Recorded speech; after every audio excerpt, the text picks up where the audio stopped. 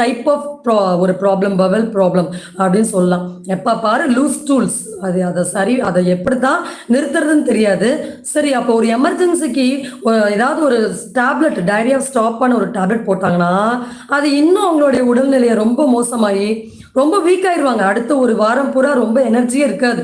So அந்த மாதிரியான அதை வந்து ஒரு மாத்திரைக்கும் அது கட்டுப்படாது.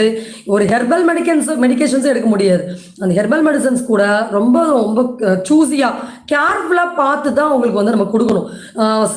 மற்ற லேகியம், சூரணம், கஷாயம் இந்த மாதிரிலாம் போயிட்டா அவங்களுக்கு சுத்தமாக செட் ஆகாது. ஸோ அவங்க அதை உள்ளே குடித்த உடனே அவங்களுக்கு அது கண்டிப்பாக அந்த வயிற்றில் அது ப்ராப்பராக ஃபங்க்ஷன் ஆகாது. ஓகே, அடுத்து இந்த ப்ராப்ளம் சர்ஜரினால வருது. ஒரு ஆக்சிடென்ட்டுக்கு அப்புறம் ஏதோ ஒரு சர்ஜரி பண்ணாங்கன்னா அவங்களுக்கு இந்த மாதிரியான ப்ராப்ளம் வந்து கண்டினியூ ஆக வாய்ப்பு இருக்குது.